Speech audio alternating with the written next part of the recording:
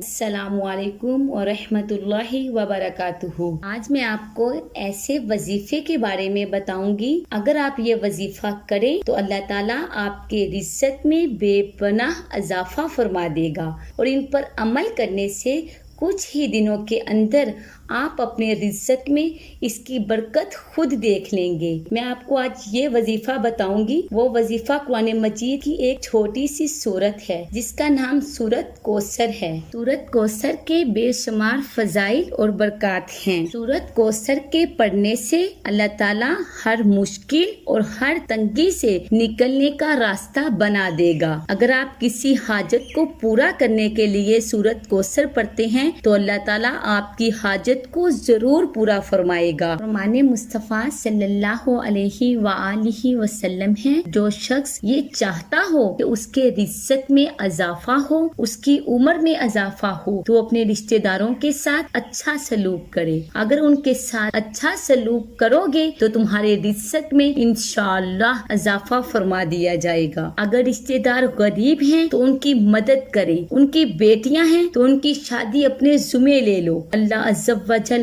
تمہیں وسعت دے گا، تمہارے کاروبار میں برکتوں کا نزول فرما دے گا۔ اگر ان پر قرضہ ہے تو بانٹ لو، ان کو مشکلات سے نکالنے کی کوشش کرو، اللہ تمہیں مشکلات سے نکالے گا اور تمہارے رزق میں بے پناہ اضافہ فرما دے گا، تمہارے مال میں برکتیں عطا فرمائے گا۔ یہ بہترین صدقہ ہے جو اپنے غریب رشتہ دار کو دیا جائے۔ یہ صدقہ ہر صورت میں قبول ہی قبول ہے۔ بیان کیا گیا ہے کہ اگر تمہارا رزق کم ہونے لگے تو صدقہ کر کے اپنے رب سے کاروبار کر لو۔ یہ تمہارے رب کا وعدہ ہے اور اللہ کے وعدے کبھی جھوٹے نہیں ہو سکتے۔ رزق میں برکت کے لیے ایک بہت بڑا ذریعہ نکاح ہے۔ اگر تم نکاح کرو گے، تم فقیر ہو تو وہ تمہیں غنی کر دے گا۔ لوگ کہتے ہیں کہ بچہ اپنے پاؤں پہ کھڑا ہو تو پھر نکاح کریں گے۔ اللہ فرماتا ہے تم نکاح کرو، ہم پاؤں پہ کھڑا کر دیں گے۔ سبحان اللہ، ہمارا فلسفہ اپنا ہے،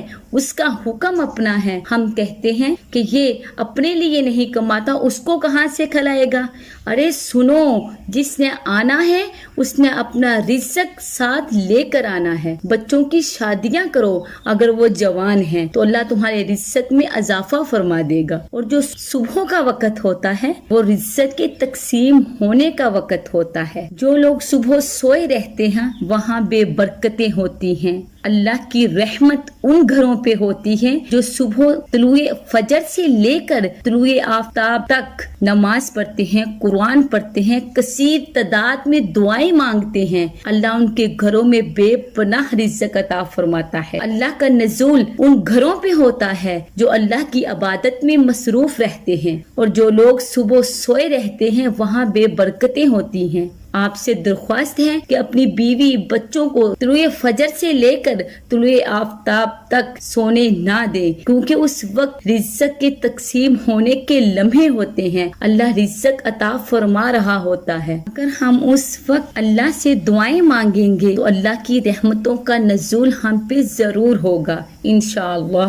اب میں آپ کو رزق میں اضافے کے لیے ایک بہت ہی مفید وظیفہ بتاتی ہوں۔ نماز مغرب کے بعد آپ نے سورت کوثر 21 مرتبہ پڑھنی ہے۔ اول اور آخر درود پاک پڑھنا ہے۔ انشاءاللہ اس وظیفے کی برکت سے آپ کے مال میں بہت زیادہ کثرت ہو جائے گی۔ اللہ تعالیٰ آپ کے رزق میں کشادگیاں فرما دے گا، رزق میں اضافہ عطا فرما دے گا سورت کوثر پڑھنے کی برکت سے۔ اول آخر درود پاک پڑھنا ہے، 21 مرتبہ سورت کوثر پڑھنی ہے، اور اللہ کے حضور رو رو کے اپنی حاجت کے لیے دعا مانگنی ہے، تو اللہ عز و جل اس وظیفے کی برکت سے آپ کے رزق میں بے پناہ اضافہ فرما دے گا۔ اگر آپ کے وسائل زیادہ ہیں تو ہر نماز کے بعد سورت کوثر پڑھ لو، انشاءاللہ آپ دیکھیں گے گھر میں برکتیں اترتے محسوس ہوں گی، انوار کا نزول ہوتے محسوس کریں گے آپ۔ تو یہ رزق کے اسباب ہیں، اگر ہم ان کو اختیار کر لیں گے نا تو اللہ کی خاص رحمتوں کے ہم حقدار ہو جائیں گے۔ اللہ عز و جل سے میری دعا ہے کہ اللہ ہمیں اپنے مقبول بندوں میں شامل فرما لے اور ہم پہ اپنی رحمتوں کا نزول فرما دے، آمین۔